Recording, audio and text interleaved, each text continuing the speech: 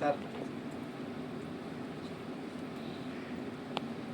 Next silver screen మీద ఇంకా అంటే మనము కాకుండా బయట వాళ్ళు కూడా నిర్మాతలు ఖచ్చితంగా వస్తారు, సక్సెస్ సాధిస్తాం. అంతేకాకుండా మీరు నెక్స్ట్ ఏదైనా మంచి మూవీ చేసేటప్పుడు ఇక్కడున్న కళాకారులకు అందరికీ అవకాశమే సార్. ఎందుకంటే తిరుపతిలో అంటే మన రాయలసీమలో అంటే ఫీలింగ్ అనేది ఫీలింగ్ కాదు, రాయలసీమలో ఆర్టిస్టులు ఉన్నారు.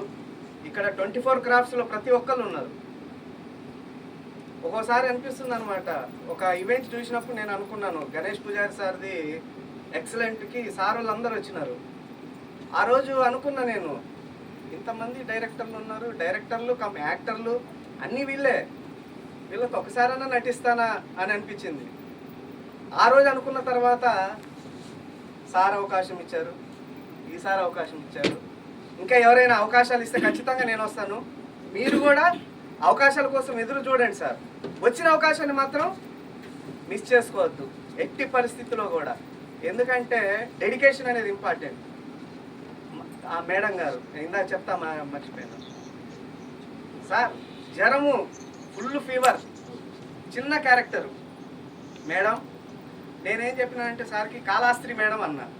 సార్ ఏమనుకున్నాడంటే ఆ ఇంటి పేరేమో కాళాస్త్రి మేడం అనుకొని తిరుపతి అనుకొని జయకృష్ణ వస్తున్నారా అంటే వస్తున్నారు అనేది సార్ ఏమనుకున్నాడంటే తను లోకల్ ఏమో అనుకున్నారు, కానీ తను కాళాస్త్రి నుండి వచ్చింది పాపం. ఈరోజు కూడా ఫంక్షన్కి అంటే ఇక్కడ ఏంటంటే దీంట్లో కమిట్మెంట్ అనేది ఒక యాక్టర్ కావాల్సింది, కమిట్మెంట్, డెడికేషన్, తర్వాత టైం అనేది ఖచ్చితంగా. ఆ టైం అనేది ఇక్కడ ఈ డైరెక్టర్ల ద్వారా తెలుసుకోవచ్చు. ప్రతి ఒక్కళ్ళు టైం మెయింటైన్ చేయండి, సక్సెస్ సాధించండి. మన సార్ కొర్లగొండ సార్ చెప్పినట్టు స్క్రీన్ పగిలిపోతుంది, ఖచ్చితంగా అదిరిపోతుంది, పగిలిపోతుంది.